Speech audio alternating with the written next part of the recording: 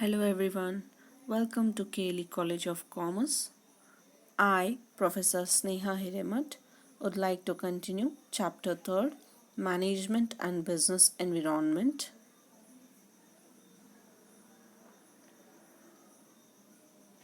New Economic Policy. The economic environment in India consists of various macro level factors related to the means of production and distribution of wealth, which have an impact on business and industry. Here, already you might be knowing what are the macro factors and the micro factors. Macro level factors are the factors which are relating to the economy, whereas micro level factors are the factors which are relating to the individual. So thus it includes stage of economic development of the country, the economic structure in the form of mixed economy, which is recognized the role of both public as well as the private sectors, economic policies of the government including industrial, monetary and fiscal policies, economic planning including 5-year plans, annual budgets and so on. But now the 5-year plan is being replaced by Niti Ayoga. Economic indices like national income, distribution of income rate, and growth of GNP, per capita income, disposable personal income, rate of savings and investments, value of exports and imports, balance of payments, and so on. So, all these are the macro level factors. Even the infrastructural factors such as financial institutions, banks, modes of transportation, communication facilities, etc. Business enterprises in India do realize the importance and the impact of economic environment on their working. Yes, the enterprise is affected because of the economic environment. Almost all annual company reports presented by their chairpersons devote considerable attention to the general economic environment which is prevailing in the country and an assessment of its impact, that is its calculation on their companies. The economic environment of business in India has been steadily changing mainly due to the government policies. At the time of independence, the Indian economy was mainly agricultural and rural in sector, which is now concentrating and focusing on industries. About 70% of the working population was employed in the agriculture, but whereas now majority is working in service as well as in the industrial sector. About 85% of the population was living in the villages, whereas now there is majority of the population in India is living in the urban state. Production was carried out using irrational low productivity technology, but today production is carried out rationally and there is higher productivity because of the applicability of technology. Communicable diseases were widespread at the time of independence. Mortality rates, that is, death rate, were high. There was no good public health system. In order to solve all these economic problems of our country at the time of independence, the government took several steps, including control by the state of certain industries, central planning, and reduced importance of the private sector. The main objectives of India's development plans were to initiate rapid economic growth, to raise the standard of living, reduce unemployment, reduce poverty, become self reliant, set up a strong industrial base, reduce inequalities of income and wealth, adopt a socialistic pattern of society of development. Here, in accordance with the economic planning, the government gave a lead role to the public sector for infrastructure industries, whereas the private sector was broadly given the responsibility of developing consumer goods industries. At the same time, the government imposed several instructions, regulations, controls on the working of the private sector enterprise. So, this made the private sector to only concentrate on the consumer good industries, and because of the more and more restrictions or the regulations made the private sector suffer a lot. So, this made a change that has to be brought in India. India's experience with economic plan has delivered mixed results. It is both. So in 1991, the economy faced a serious foreign exchange crisis, high government deficit and a rising trend of prices despite of bumper crops. As a part of economic reforms, the Government of India announced this new economic policy.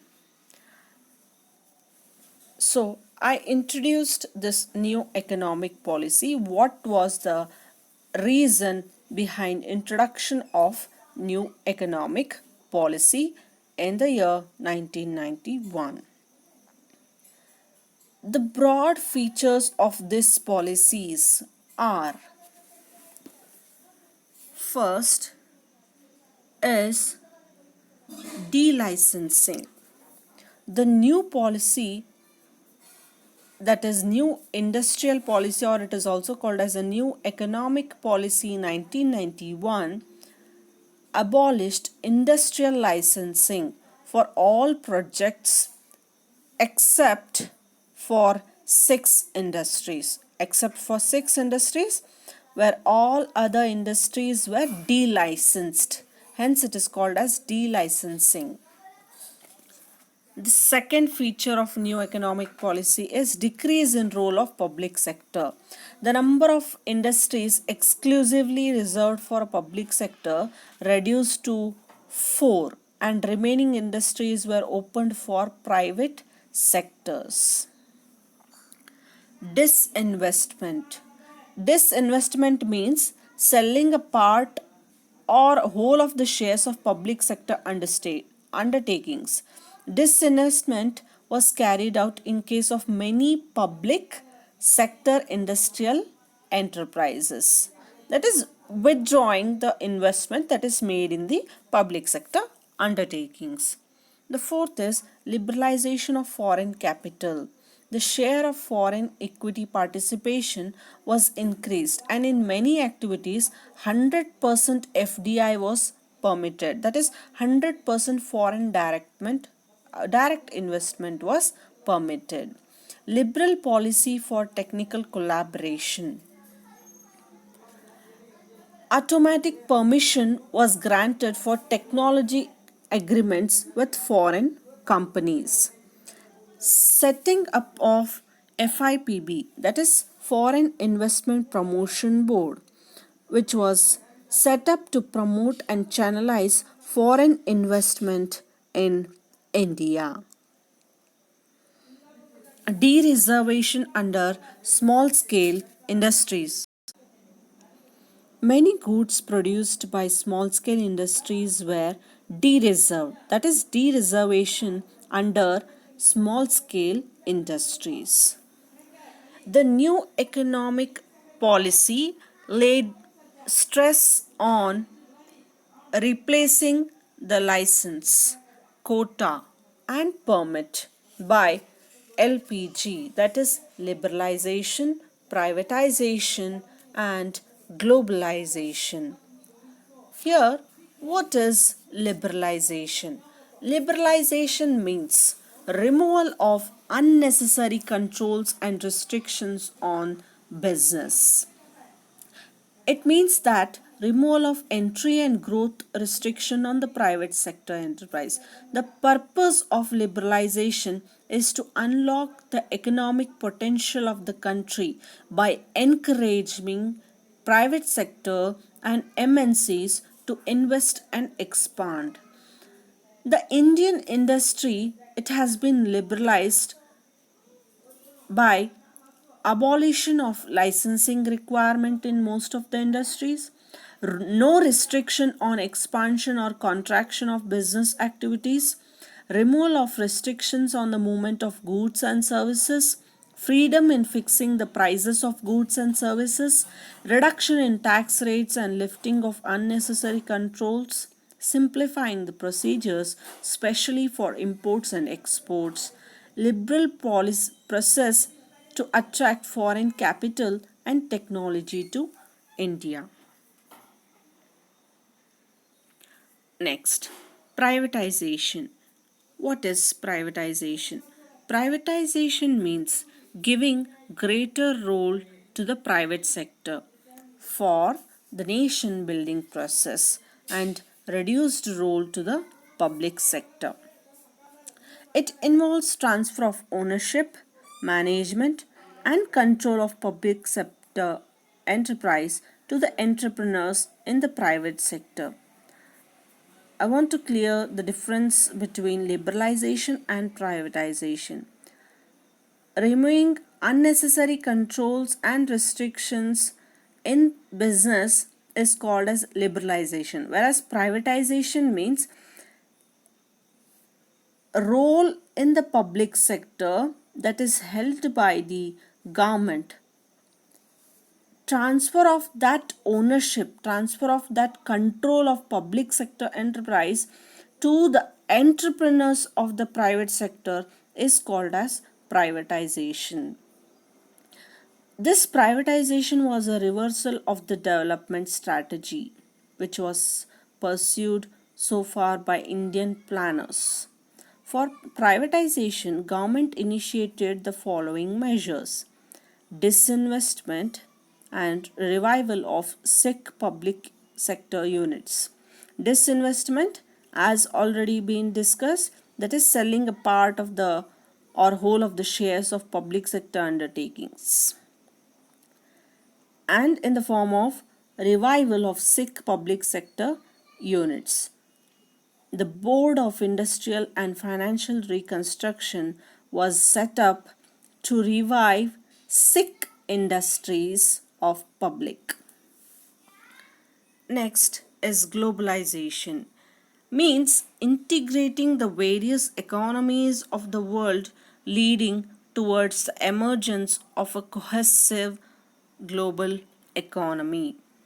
Cohesive means integrated global economy.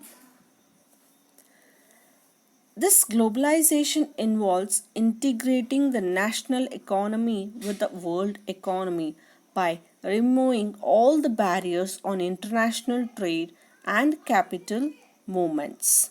Till 1991, the Indian government strictly regulated imports through licensing of imports, tariff restrictions, quantitative restrictions. However, this new economic policy aimed to liberalize foreign trade through import liberalization and export promotion, that is, encouragement was given for the exports so that the country does not remain isolated from the rest of the world. Globalization increased the level of interaction and interdependence among the various nations of global economy. With globalization, business enterprise can easily serve customers in a distant geographical market. For example, if the Indian products are available in America without imposing any of the tariffs, then we call it as a globalized economy. That is integrating the world economy, national economy with the world economy. Thank you all.